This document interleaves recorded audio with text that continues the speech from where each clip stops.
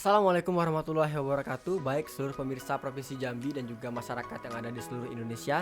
Hari ini kita akan membahas terkait dengan sejarah Asidiki yang tentunya sudah ditunggu-tunggu oleh masyarakat luas. Dan juga kita kedatangan narasumber yang sangat luar biasa pada hari ini, yaitu adalah Ibu Insinyur Anti Yosefa, yang salah satu adalah pendiri dari Sekolah Islam Terpadu Asidiki. Nah, sambil menunggu Ibu Eva ini datang untuk bersama kita di studio kali ini, kita akan membahas juga terkait dengan PPDB. Dan tentunya Asidiki ini ternyata sudah membuka pendaftaran peserta didik baru yang dimulai pada tanggal 7 November sampai dengan 7 Januari. Dan itu adalah untuk jalur prestasi. Jadi untuk ayah bunda semuanya tentunya ya, yang memiliki prestasi anaknya tentunya ranking 1 atau ranking 2 atau ranking 3 ataupun hafalan tahfiz Qur'annya, kemudian juga juara-juara di tingkat kabupaten bahkan provinsi Jambi, bisa mendaftarkan anaknya itu di jalur prestasi ini. Luar biasa ya. Kemudian juga kita membuka pendaftaran di jalur reguler. Nah, untuk jalur reguler ini kita buka pada tanggal 21 November 2022 sampai dengan tanggal 20 Februari 2023. Ya, harapannya kepada ayah bunda semuanya di masyarakat Provinsi Jambi dan juga seluruh Indonesia bisa mendaftarkan anaknya ke Sekolah Islam Terpadu Asidiki. Karena apa? Karena Asidiki ini terus memiliki inovasi-inovasi yang luar biasa dan bahkan memiliki guru-gurunya juga yang luar biasa sekali. Nah, jadi jangan pernah ragu untuk mendaftarkan anaknya di Sekolah Islam Terpadu Asidiki. Dimulai dari TK, kemudian SD, kemudian SMP, bahkan sampai sekolah menengah atas. Nah, kita akan kedatangan tamu ya, dan kita panggil juga kedatangan tamu kita pada pagi hari ini, ada Ibu Anti Yosefa. Oke, assalamualaikum warahmatullahi wabarakatuh para pemirsa Asidiki. Hari ini Asidiki Studio itu akan melaksanakan podcast perdananya ya, dan hari ini juga kita kehadiran bintang tamu yang sangat luar biasa. Kita kupas mengenai tentang sejarah Asidiki yang sudah ditunggu-tunggu oleh pemirsa kita sekalian. Oke, selamat pagi Ibu. Selamat pagi. Iya, apa kabarnya Ibu? Alhamdulillah sehat ya. Hari ini Bu, kita akan membahas terkait dengan sejarah Asidiki Bu. Ya, Asidiki ini kan merupakan salah satu sekolah Islam terpadu yang sangat fenomenal di Provinsi Jambi. Luar biasa. Oke Bu, boleh kenalan dulu, ini dengan Ibu siapa Bu? Ya, dengan Ibu Anti Yosefa yang merupakan salah satu pengurus dari Yayasan Amir Asidiki. Wah, luar biasa ya. Kalau kita lihat dari CV-nya ya, Bu Eva ini merupakan salah satu pendiri ya Sekolah Islam Terpadu Asidiki ya. Ada dari TK-nya Bu ya, ada SD-nya, SMP, bahkan sampai SMA-nya Bu ya. Luar biasa, coming soon perguruan tingginya pemirsa semua ya. Amin ya Allah. Amin, Nah, amin. Bu, untuk hari ini Bu, kita mulai membahas terkait dengan latar belakang didikan Asidiki Bu. Ya. Nah, Asidiki ini kan betul-betul sudah sangat dikenal Bu, bahkan memang di selintas kabupaten pun juga sudah luar biasa pastinya. Siswa-siswanya tuh ada yang dari Kabupaten Tanjung Jabung Timur, Tanjung Jabung Barat, kemudian juga ada Sarolangun, Bungo, bahkan Tebo, Bungo, ya. Tebo, bahkan Kerinci Bu. Wah, luar biasa. Jadi Bu, latar belakang didikannya Asidiki ini seperti apa Bu? Ya, latar belakang berdirinya Asidiki ini dulu ya maksudnya cukup panjang ya gitu ceritanya. Jadi dulu awalnya malah dari kami kegiatan pembinaan pengajian gitu ya, rutin gitu. Kebetulan kan memang owner ya gitu yang punya ya sebenarnya Asidiki itu adalah Ibu Yemi sama Ibu Iza. Nah itu ya kebetulan kami mengadakan kegiatan pembinaan rutin ya setiap minggu. Nah biasanya setelah kegiatan pembinaan pengajian itu kami biasanya kan suka cerita-cerita. Nah itulah awalnya. Jadi memang awalnya sebenarnya idenya dari Ibu Yemi ya gitu. Karena memang beliau sama Bu Iza yang istilahnya memiliki modal ya, ada uang gitu kan. Kemudian beliau bercerita dengan saya gitu. Prihatin ya gitu. Banyak dulu kan kita sudah ada nih di Kota Jambi SD Nurul Ilmi gitu kan. Kemudian kebetulan waktu itu di SD Nurul Ilmi itu tidak semua siswa itu bisa tertampung gitu. Jadi beliau menyampaikan prihatin lah gitu, kasihan ya gitu, banyak ya orang-orang padahal pengen ya anaknya sekolah di SDIT gitu, cuman nggak tertampung. Gimana kalau kita buat gitu SDIT juga gitu, supaya nanti yang tidak bisa diterima di Nurul Ilmi bisa bersekolah di sekolah kita gitu. Kemudian Saya sih sifatnya mensupport ya, ya udah insya Allah bagus tuh gitu kan, ayo kita bikin, nah kayak gitulah awalnya. Kemudian akhirnya kami menemui Ustadz Henry Mansur ya waktu itu. Nah waktu itu Ustadz Henry Mansur tuh selaku ketua yayasan ya Nurul Ilmi kalau nggak salah waktu itu. Kemudian kami berkonsultasi lah gitu. Nah kami nih ada punya nih rencana gitu kan, mau bikin SDIT supaya nanti bisa anak-anak yang tidak bisa diterima di Nurul Ilmi bisa bersekolah juga Ya. gitu kan. Kemudian waktu itu disampaikan, saya masih ingat ya, dibilang kami cuma punya uang waktu itu cuma 100 juta kata Bu Yemi kan, kira-kira bisa nggak ya kata dia kan. Ya waktu itu kata Ustaz Henry, ya insya Allah bisa kata bilang gitu. Kemudian sebenarnya awalnya kami itu menawarkan cabang dulu gitu, boleh nggak gitu, kita cabang dari Nurul Ilmi aja gitu kan, semua konsepnya sama gitu. Tapi waktu itu emang Nurul Ilmi itu belum siap. Nah gitu, jadi akhirnya kita berkonsultasi dengan Ustadz Henry. Pada waktu itu beliau juga mensupport lah gitu. Jadi akhirnya kami mencari lokasi. Ya, jadi emang mencari lokasi dulu tuh sengaja ke yang agak timur gitu ya, agak jauh sedikit dari Nurul Ilmi, karena untuk menampung anak-anak dari masyarakat yang ada di Jambi Timur ya gitu. Kemudian dan sekitarnya Jambi Selatan, kemudian juga ada Palmerah gitu kan. Oke Bu, kita Nah, potong jadi dulu Bu. akhirnya di situ Jadi waktu awal terpikir itu tahun berapa Bu? 2007 tuh. 2007. Kemudian Ya, realisasinya? 2007. Wah, luar biasa. Ini artinya memang sangat serius ya untuk membangun sekolah IT ini. Jadi saya mendapatkan juga ada hal uniknya, itu adalah salah satunya itu pembahasan tentang SIT ini di saat pengajian Bu ya, setelah Iya, pengajian gitu ya. pengajian terus kita bisa ngobrol-ngobrol Oke. dulu gitu kan. Heeh. Jadi luar biasa ya ketika apa ya, kita melakukan pengajian tuh biasanya suka berkembang ya gitu. Mungkin itu berkahnya. Ya gitu. Berkembang akhirnya kita bercerita banyak hal gitu Heeh, ya, bukan hanya pengajian heeh. kayak gitu. Jadi akhirnya itulah sebenarnya awal dari terfikirnya Wah, Asidiki luar gitu. biasa Kemudian gitu. nyari-nyari lokasi ya. Ya, Nyari lokasi, kami emang nyari lokasi itu dulu di era Eka Jaya gitu kan, keliling-keliling lah gitu heeh. kan. Tapi emang akhirnya sebenarnya kalau dulu lokasi di Eka Jaya itu cukup luas lah ya lahannya. Cuman kita berpikir gini, nanti orang kan belum kenal. Heeh. Mungkin orang tuh agak berat ya untuk sekolah yang baru, terus tempatnya agak jauh banget gitu. Jadi akhirnya kita dapatlah lokasi di daerah Pasir Putih yang sekarang gitu. Itulah awalnya. Memang tanahnya waktu itu nggak luas lah gitu. Hanya waktu itu cuma 20 tumbuk ya kalau Ya. zaman dulu tuh. Jadi itulah awal mulanya eh, menetapkan lah gitu ya SDIT Asidiki. Nah kemudian kami mencoret-coret lah gitu. Jadi emang waktu kemarin tuh dulu kayak bersepakat ya, cocok ya kami ini bertiga kayak bagi tugas lah gitu. Kalau Ibu Yemi emang fokus memikirkan keuangan gitu. Jadi emang pembiayaan keuangan tuh Bu Yemi yang memang apa ya fokusnya gitu. Kemudian kalau Ibu Iza emang fokus dari awal tuh memang untuk sarana prasarana. Kalau saya emang fokus untuk pengelola sekolahnya. Jadi memang sebenarnya bebannya sebenarnya nggak berat ya, karena sudah berbagi gitu. Jadi tidak berat bebannya saya, karena bertiga tuh selalu saling support kayak gitu.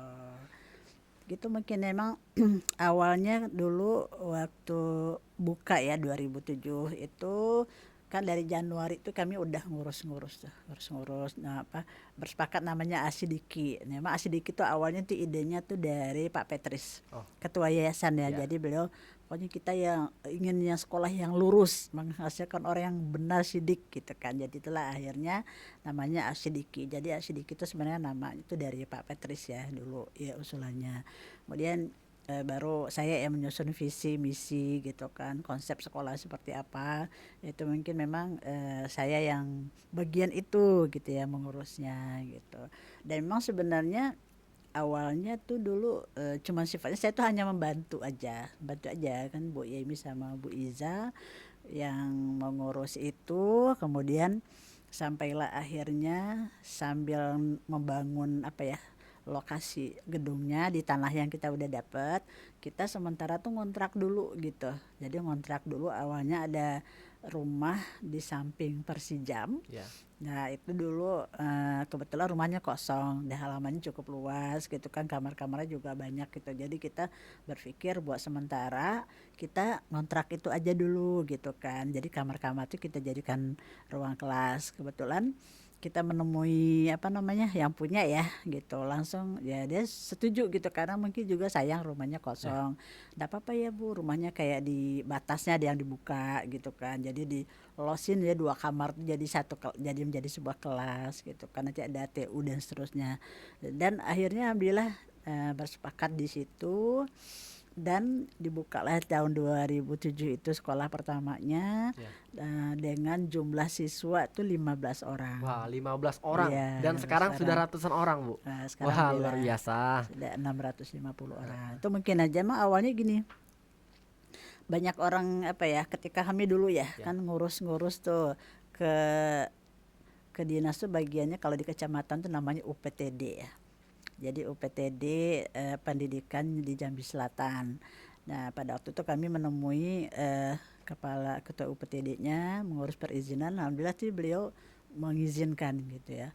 Nah walaupun sebenarnya ketika itu ya kepala-kepala sekolah SD yang lain tuh ini apa namanya, mereka itu kayak apa ya, ngomongin gitu maksudnya masa iyo kata dia kan bikin sekolah SD tapi apa ngontrak Meremehkan, Bu rumah, ya. iya pokoknya pasti Wah. kami dipandang sebelah mata lah kayak gitu kan.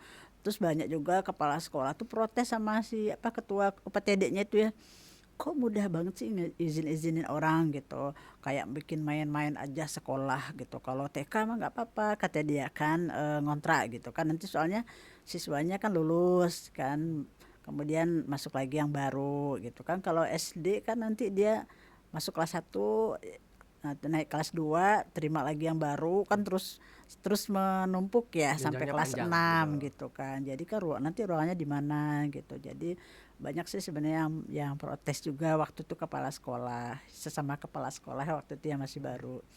Nah, kemudian berjalannya waktu, nah tahun kedua ya 2008 kita buka pendaftaran baru tuh sudah ada brosur, di brosur tuh sudah ada gambar gedung gitu. Alhamdulillah Heeh. gedungnya udah selesai. Iya. Nah, itu baru pada nanya tuh, Bu, ini di mana nih? Papa sekolah yang sesama pas sekolah tuh menanyain ya gitu. Ini di mana nih sekolahnya gitu. Kok cepat sekali duitnya dari mana nih Bu gitu ya. Ya dari yayasan nah, kayak gitu. Jadi akhirnya mereka baru mulai ini ya, baru mulai oh berarti sebenarnya ngontrak tuh hanya sementara gitu. Iya, iya. Jadi mereka baru mulai mungkin melihat bahwa kami ini bukan main-main Iya. gitu kan. Jadi benar kami benar-benar serius untuk membuat sekolah ini. Mungkin gitu ya awal ceritanya. Tentu luar biasa ceritanya ya terkait dengan pembangunan ini dan begitu cepat, Bu ya. Begitu cepat Ya, setahun langsung kita buka open ya, apa siswa, apa kemudian siswa siswa. yang datang pun juga banyak, Bu ya di situ Ya, ya. Karyawan pertama berapa, Bu? Kira-kira, Bu? Waktu itu. karyawannya ya 4 orang. 4 orang. Jadi waktu itu kan gini ya, saya tuh kan hanya membantu aja tuh mendirikannya, kita kan menyusunkan konsep-konsepnya, tapi nggak jadi kepala sekolah Mm-mm. gitu. Maksudnya belum ada awalnya, jadi Iya. saya udah nyari-nyari tuh ya. Kami bertiga itu nyari-nyari orang untuk jadi kepala Iya. sekolahnya gitu kan. Kemudian saya tawarin, saya cari teman-teman saya nawarin, Pak mau nggak jadi kepala sekolah SD ITIA Sidiki gitu kan. Sekarang sudah ada muridnya 15 Iya. gitu kan. Semua teman saya yang saya tawarin itu gak ada yang mau. Karena mungkin ngebayangin kepala Iya. sekolah terus jumlah murid 15 Cuma orang tuh 15 gitu. kan kayaknya ini yang gak ada yang mau gitu. Tapi kalau sekarang banyak yang mau, Bu ya. Tak ada yang mau, akhirnya ya sudahlah gitu. Saya bilang ya udah kalau nggak ada lagi yang mau gitu kan, saya cerita dengan suami ya sudahlah kita dia akan Umi aja gitu kan. Ya saya nawarin ya udahlah Bu Yemi kalau nggak ada jadi mau pas sekolahnya biar saya aja. Hah beneran kata dia, kalau bener wah kami senang sekali. Sebenarnya kami tuh mau ngomong itu kata, cuma kami tuh nggak enak kata dia gitu aja. Akhirnya ya Heeh. sudahlah saya bismillah.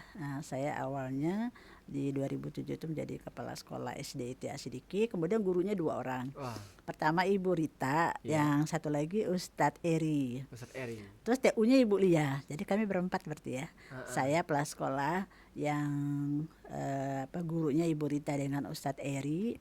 Kemudian TU-nya Ibu Lia. Nah, Ibu Lia sekarang masih bagian keuangan yayasan ya sekarang. Dulu kan beliau Bu Lia itu kan ini ya apa? jurusannya hukum ya kalau nggak salah tuh, gitu. Jadi saya bilang gini gitu kan, awalnya agak setengah hati gitu nggak sih. Jadi saya bilang gini, wah nanti kan kita walaupun misalnya TU tapi kan nanti kan berkembang jadi besar gitu juga ini. Tapi alhamdulillah beliau akhirnya semangat gitu, sampai sekarang tuh luar biasa ya Bu Lia itu, prestasinya luar biasa Oke, luar biasa. gitu. Ternyata Ibu Eva itu adalah kepala sekolah pertama di Asidiki. Karena nggak Dan ada yang belum mau ada lagi. wakakurikulumnya, Bu ya. Wakakurikulumnya Belum, belum belum ada. ada. Wah, luar biasa sekali, ternyata panjang sejarah Asidiki ini. Oke, kemudian Bu, ini kan lokasi pertama dibangunnya di Pasir Putih, Bu ya. Iya Pasir Oke, di Pasir Putih. Putih. Terus kemudian berapa tahun Bu bisa pindah ke sini lagi, Bu? Untuk membuka SMP? Oh itu belum, itu masih ada ya ceritanya. Iya, Jadi tahun 2007 tuh saya kepala sekolah sekaligus jadi guru ya, iya. juga mengajar juga. Kemudian tahun kedua masih di situ tuh. Ya, tahun kedua Tahun masih kedua di. masih di situ ya. Jadi kalau nggak salah kami 2 tahun di situ. Jadi tahun kedua jadi 2 kelas tuh. Saya masih ingat tuh. Jadi ada 2 kelas. Satunya wali kelasnya Ustaz Eri, satu lagi kelas Ibu Rita gitu. Jadi masih di sana. Kemudian tahun 2009-nya kalau tidak salah kami baru pindah ke ini ya, ke Pasir Putih Ke Pasir gitu Putih. kan. Oh, gitu. Nah, Pasir Putih kemudian berjalan waktu di 2009 tuh saya juga diamanahkan menjadi caleg waktu itu ya. Ya. Caleg PKS waktu itu di Dapil Alam Berajo, kemudian akhirnya ya qadarullah akhirnya saya terpilih ya gitu Terpilih. menjadi anggota DPRD Kota Jambi pada waktu itu di 2009. Oh, Padahal kan baru jalan 2 ya. tahun gitu. Jadi akhirnya kepala sekolah tuh digantikan oleh Ibu Rita Oh, gitu. Jadi 2009 tuh Ibu Rita lah kepala sekolahnya. Kemudian saya di DPRD Kota Jambi. Nah, sebenarnya saya udah nyampaikan ke yayasan ya waktu itu. Ya mungkin karena saya ada amanah baru, khawatirnya nanti malah sekolah tuh nanti enggak ini ya tidak gitu. fokus Bu ya, Jadi gitu. saya nggak usah di sekolah lagi, maksudnya diserahkan ke yang lain. Nah tapi waktu itu sama yayasan walaupun ya maksudnya kepala sekolah Ibu Rita ya, tapi saya tidak dibolehkan berhenti gitu. Pokoknya harus di situ terus. Kemudian jadi akhirnya setiap hari saya jam 7 ya Ya, sampai jam 9 tuh ke SD ke SD. setiap hari gitu. Ya. Habis itu jam 9 saya baru biasanya ke DPRD Kota Jambi. Nah, jadi disampaikan sama Bu Yemi waktu itu bilang pokoknya walaupun 2 jam sama dengan setengah hari ya. Jadi Luar saking biasa. semangatnya, jadi pokoknya Ya. keberadaan saya tuh di sana mereka tuh pokoknya betul-betul inilah gitu. Jadi tetap harus ada gitu. Setelah akhirnya ya sudah bismillah saya tetap ikut dalam kepengurusan SD ITA Sidiki Oke. sampai 2014. 2014. Jadi pada waktu itu sebenarnya SD ITA Sidiki itu udah meluluskan angkatan pertamanya di 2013 ya kan. Ya. 2007 tambah 6. Ya. Jadi 2013 tuh udah lulus angkatan pertamanya gitu. Ya. Tapi qadarullah ya 2013 tuh SMP kita tuh belum ada gitu. Ya, sehingga emang angkatan pertama itu kita masih los ya gitu. Akhirnya 2014 saya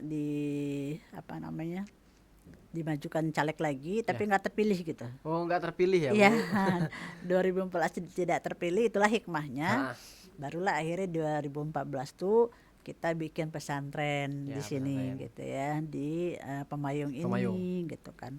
Awalnya tuh Bu Yemi sama Bu Iza juga awalnya ini nanti bisa nggak kita ngurusnya gitu. Ya kata saya yang difikirkan beliau tuh nanti SDM-nya ada nggak, kalau soal uang biarlah kami yang mencari gitu, insya Allah kami mencari gitu. Ya udah saya bilang Uni khusus mencari uangnya, dananya saya khusus mencari orangnya gitu, benar nggak, insya Allah. Setelah ya mungkin bismillah akhirnya Ya. 2014 kita buka SMP. Walaupun mungkin karena bangunan di sini belum selesai, akhirnya numpang dulu di SD 1 tahun. 2015 baru kita Pindah ke sini. boardingnya baru dimulai Oh, ya gitu. SMP pertamanya 2015 sudah mulai boarding. Oh. Ya itu pun akhirnya sudah dirapatkan kepala sekolah, akhirnya saya lagi ya kepala sekolah pertama SMP ITA Sidiki Luar gitu. biasa. Ya sudah bismillah lah gitu. Oke Bu, berarti 1 tahun di Pasir Putih SMP-nya. SMP-nya Ya, ya. SMP. Kemudian pindah ke sini. Ya. Kenapa Bu milih 2015. Batanghari Bu jadi lokasinya? Iya, mencari mungkin tanahnya dapatnya di sini kali ya, Oh, gitu. iya. Pemayung ya, mungkin kebetulan Bu apa yayasan tuh ada kenalan gitu kan, kenalan sama yang punya tanah ini gitu. Jadi mungkin cocok ya ininya. Dan dulu ini kan semua hutan semua dulu ya yang Ya, di Pemayung nih ya. Dulu tuh nyewa alat berat tuh juga sehari kalau nggak salah 50 juta gitu ya. Jadi untuk wow, mau apa ya, nyewa alat berat kan mahal luar banget ya biasa. gitu. Jadi meratakan dulu gitu. Jadi emang karena hutan jadi semua diratakan dulu, dipotong semua ininya Mm. sebagai alat berat. Nah itu berapa ratus juta juga Wah, sih kayak gitu mungkin.